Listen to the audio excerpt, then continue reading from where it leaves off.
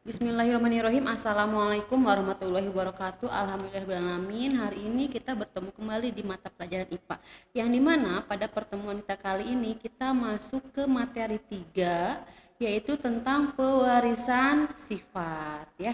Dimana kompetensi dasar dari pertemuan atau dari materi kita kali ini adalah mengidentifikasi proses dan pewarisan sifat serta penerapannya dalam pemulihan makhluk hidup dan melakukan percobaan sederhana untuk menemukan hukum pewarisan sifat makhluk hidup. Adapun tujuan pembelajaran dari pertemuan kita kali ini adalah diharapkan nantinya Ananda mampu mendeskripsikan materi genetis yang bertanggung jawab dalam pewarisan sifat, yaitu gen dan kromosom, ya. Nah, pewarisan sifat itu adalah materi yang membahas tentang gen atau materi yang diwariskan dari induk ke anaknya atau dari orang tua ke anaknya. Nah, di mana ilmu yang mempelajari tentang pewarisan sifat ini disebut dengan genetika. Nah, pewarisan sifat juga bisa atau sering kita kenal dengan istilah hereditas. Nah, di sini seperti yang terlihat ada 3 materi utama yang akan kita bahas, yaitu materi genetik, hukum Mendel, dan juga kelainan genetik. Oke, kita lanjut. Nah, pernahkah kalian mengamati teman-teman kalian? Nah, kalau belum pernah, nah coba sekarang silakan kalian amati teman-teman kalian. Apakah ada perbedaan ciri-ciri fisik dengan ciri-ciri teman-teman kamu? Nah, coba silakan amati. Nah, kemudian kalian coba perhatikan gambar ini. Nah, di sini terlihat anak-anak kecil yang mempunyai dilihat dari fisiknya. Nah, misalkan ada di situ terlihat anak yang berkulit hitam, ada anak yang berkulit putih, kemudian ada anak yang berambut lurus, ada anak yang berambut keriting, berambut hitam, berambut pirang, atau mata sipit, atau matanya bulat. Nah, di mana kita tahu bahwa manusia ini terlahir dengan bentuk yang berbeda-beda. Oke. Nah, terlihat sekali banyak perbedaan dari makhluk hidup. Nah, pertanyaannya, mengapa kita berbeda? Nah, jadi perbedaan tersebut itu dikontrol oleh sesuatu yang disebut dengan gen. Nah, di mana gen ini diwarisi oleh atau diwariskan dari orang tua kita. Nah, di mana dengan peranan gen ini kita akan mempunyai ciri-ciri tubuh yang mirip dengan orang tua kita. Coba deh kalian perhatikan. Pasti dalam tubuh atau dalam diri kalian ini ada beberapa yang mirip dengan ayah, atau misalkan ada beberapa yang mirip dengan ibu, gitu ya. Nah, apa sih gen itu? Oke. Nah, jadi sebelum kita membahas atau mengetahui apa itu gen, nah kita bahas dulu ini ya. Jadi unit pewarisan sifat pada makhluk hidup ini disebut dengan materi genetik. Nah, di mana materi genetik ini dia mempunyai peranan yang sangat penting dalam proses pewarisan sifat, misalkan dari warna rambut, bentuk rambut, atau bahkan kelainan-kelainan tertentu itu tidak serta-merta ada pada diri kita, melainkan itu diwarisi atau diwariskan oleh orang tua kita. Melalui apa? Melalui materi genetik. Nah, coba dilihat di sini, ini ada keluarga yang orang tuanya itu berkulit hitam dan berkulit putih sehingga menghasilkan keturunan yang berbeda-beda. Ada yang mirip bapaknya atau ada yang mirip ayahnya, ada yang mirip ibunya, gitu ya.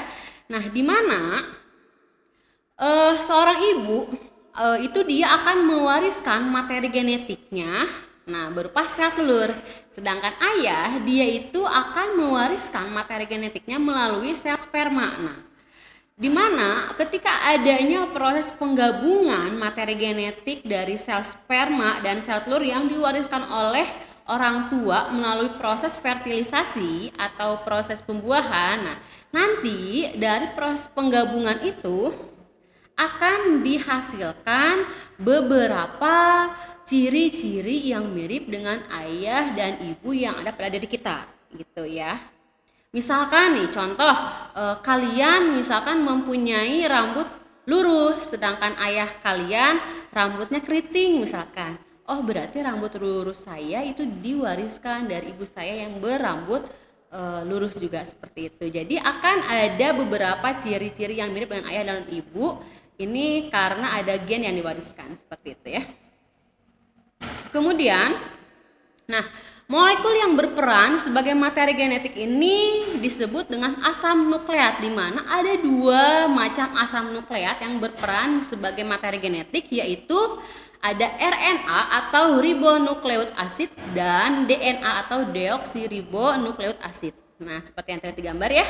Nah, di mana pada suatu untai DNA terdapat unit yang mempengaruhi sifat atau yang menentukan ciri setiap makhluk hidup yang disebut dengan gen. Nah, ini ya. Oke. Jadi, gen itu kalau kita simpulkan kode yang diwariskan ke generasi berikutnya yang menjadi penentu sifat dari makhluk hidup. Ya, jadi gen ini diwariskan melalui sel sperma dan sel telur. Kemudian gen ini terdapat di dalam kromosom dan berfungsi untuk mengatur proses metabolisme dan pembentukan protein. Nah, tadi kita sudah sedikit membahas tentang DNA. Nah, kira-kira sekarang di mana sih DNA itu berada? Letaknya di mana? Nah, ya. Oke, jadi DNA ini dia terletak di dalam inti sel. Nah, di mana DNA ini merupakan untaian yang sangat panjang dan DNA ini melilit pada protein yang disebut dengan protein histon. Nah, di mana seluruh untai DNA ini tersebut dikenal dengan kromosom. Nah, ya. Jadi kita tahu bahwa makhluk hidup ini atau manusia ini termasuk ke dalam makhluk hidup yang multiseluler yang mempunyai banyak sel.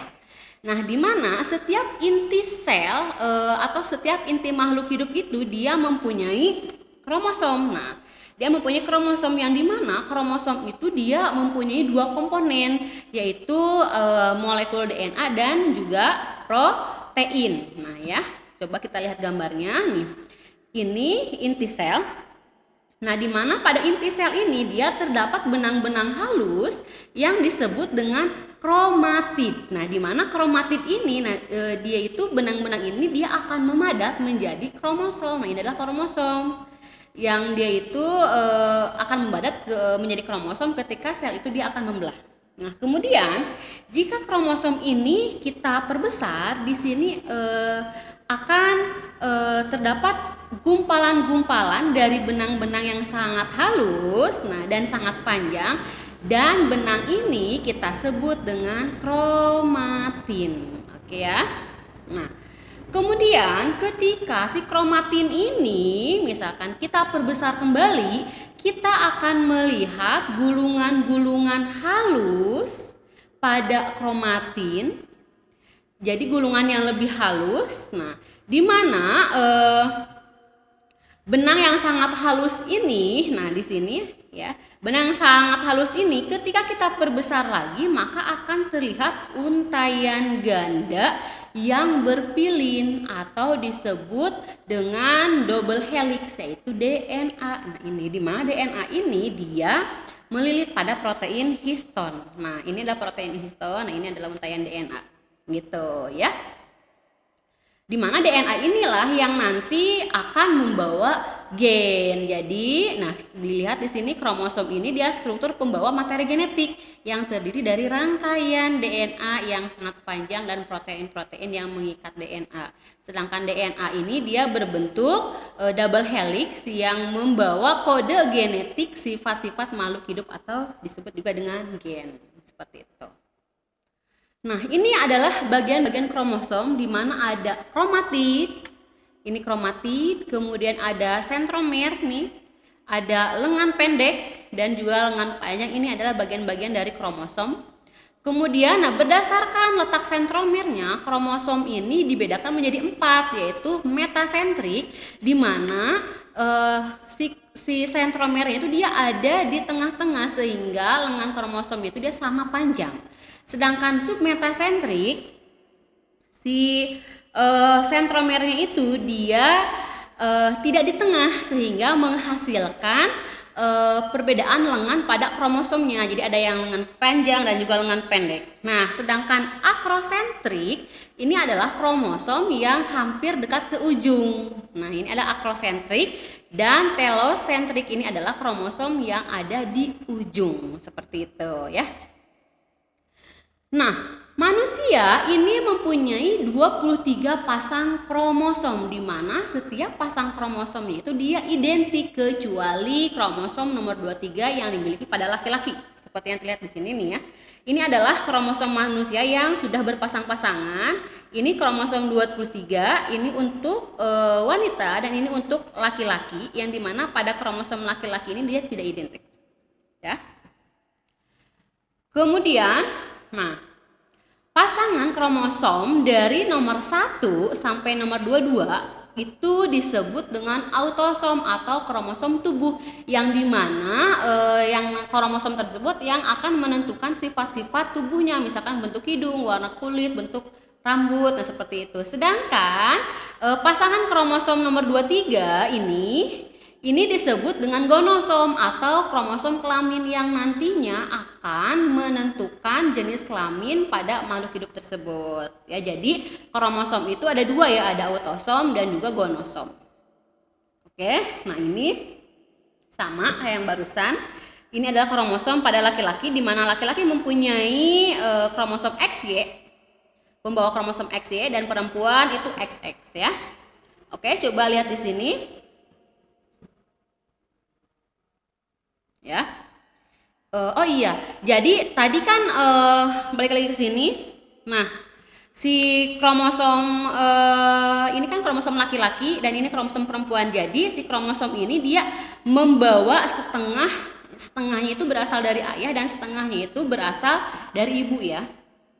Oke, nah coba di sini lihat. Jadi kalau kita simpulkan tadi bahwa laki-laki itu dia mempunyai 44 kromosom atau 22 pasang autosom, kromosom tubuh, dan 1 pasang kromosom kelamin gitu, XY untuk laki-laki, dan untuk perempuan dia mempunyai 22 pasang autosom, kromosom autosom, dan 1 pasang kromosom kelamin XX gitu ya. Yang dimana kromosom yang berpasangan ini disebut dengan atau bersifat diploid atau 2N.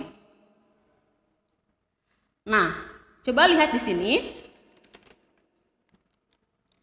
Jadi laki-laki itu kan dia akan menghasilkan sel kelamin, itu berupa sperma, di mana setiap sel sperma itu dia tadi yang sudah ibu jelaskan, dia akan membawa setengah dari kromosomnya. Jadi laki-laki itu dia akan membawa setengah dari kromosomnya. Karena laki-laki kita tahu dia itu mempunyai 44 kromosom autosom dan 2 kromosom kelamin. Nah, jadi dia itu akan membawa 22 autosom dan 1 kromosom kelamin X, karena setiap 1 sel sperma dia akan membawa setengah dari kromosom induknya gitu ya. Atau nah, sel sperma yang membawa 22 autosom dengan sel kelamin Y gitu ya. Begitupun untuk perempuan, yang dimana perempuan itu dia akan menghasilkan sel kelamin berupa sel telur. Nah, dimana dia juga sama nih akan membawa setengahnya dari kromosom yang dimilikinya gitu. Yang dimana kita tahu wanita juga mempunyai 44 kromosom autosom dan 2 kromosom kelamin, dan setiap 1 sel telur itu dia akan membawa 22 kromosom autosom dan 1 kromosom gonosom atau kromosom kelamin. Nah, jadi ketika sel sperma yang membawa kromosom X dia membuahi sel telur, nah maka nanti akan dihasilkan anak atau keturunan yang berkelamin perempuan. Kenapa?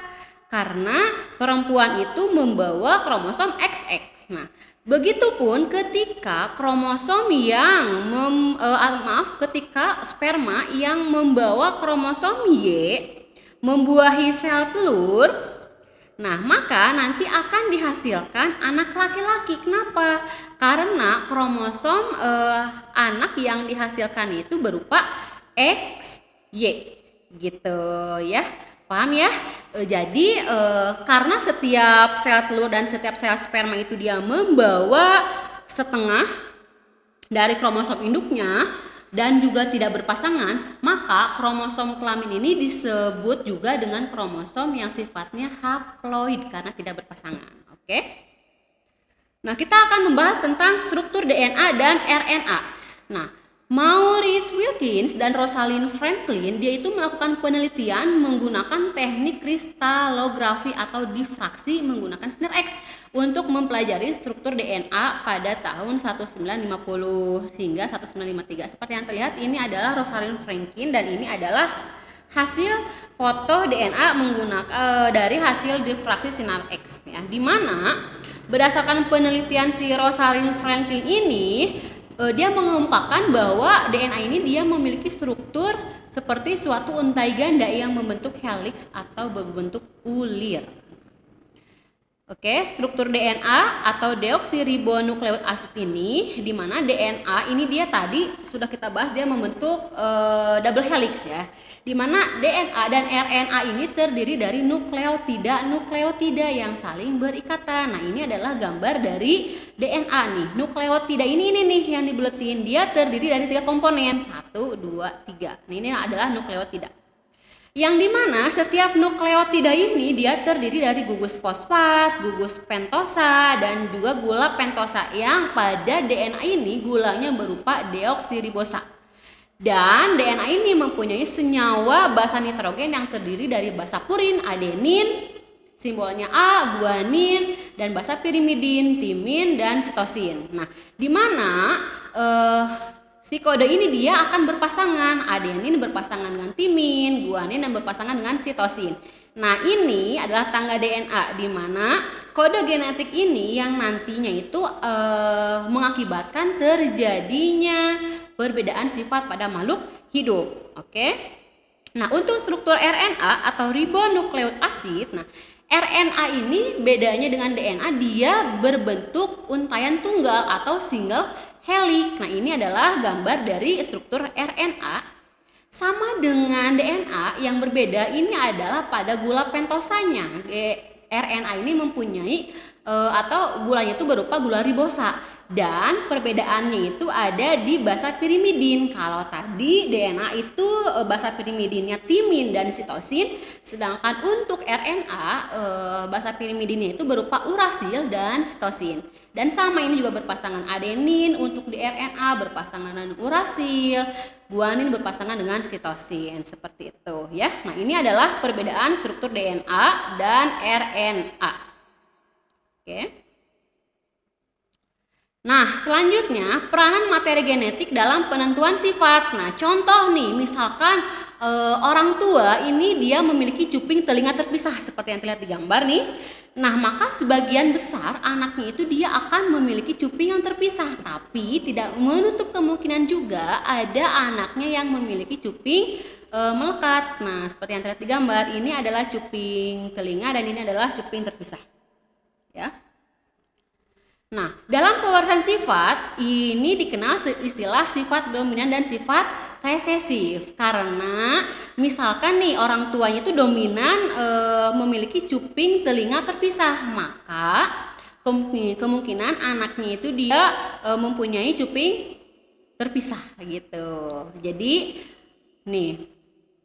Jadi karakter yang mampu mengalahkan atau menutupi karakter lain disebut dengan sifat dominan. Nah, di mana sifat dominan ini atau gen ini biasanya dia diberi kode atau simbol huruf G atau G besar, G kecil. Ini dominan. Sedangkan untuk karakter yang kalah atau dalam hal ini contohnya kita ambil tadi karakter cuping yang melekat, ini disebut dengan sifat resesif.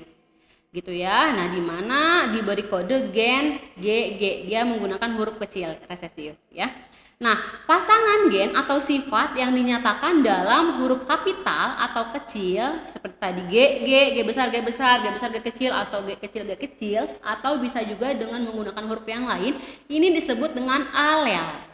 Ya, di mana individu yang mempunyai alel yang sama ini disebut dengan homozigot. Contohnya nih, AA, MM, GG. Nah, atau kapital atau yang kecil ini disebut dengan homozigot karena mempunyai alel yang sama. Sedangkan individu yang mempunyai alel yang berbeda disebut dengan heterozigot. Contohnya nih, A besar, A kecil. Nah, ini adalah heterozigot. Oke.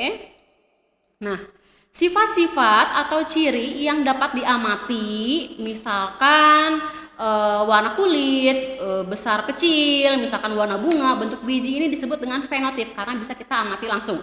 Sedangkan genotip adalah keseluruhan informasi genetik dari suatu individu atau juga genotip ini adalah jenis gen yang mengendalikan fenotip, dia tidak nampak. Ya. Nah, genotip ini ada yang disebut dengan genotip dominan, di mana sifatnya itu dia lebih kuat daripada sifat yang lainnya, disimbolkan dengan huruf kapital A, B, B misalkan. Kemudian ada genotip resesif, di mana sifat yang lebih lemah daripada sifat yang lainnya. Kemudian ada intermediate atau sifat campuran. Nah, Ibu ambil contoh di sini, fenotip berbentuk biji dominan bulat. Terdapat dua jenis genotip AA. Berarti dia homozigot ya, dan AA heterozigot karena dia mempunyai alel yang sama. Sedangkan untuk fenotip bentuk bijinya itu keriput dikendalikan oleh genotip AA karena dia mempunyai alel yang berbeda atau heterozigot. Ini istilah-istilah yang ada pada pewartaan sifat, mudah-mudahan dapat dipahami. Ketika atau misalkan ada yang masih kurang jelas ataupun masih belum dipahami, nanti kita bahas lebih lanjut ya. Oke, terima kasih atas perhatiannya. Mudah-mudahan selalu sehat semuanya. Wabillahi taufiq wal hidayah. Wassalamualaikum warahmatullahi wabarakatuh.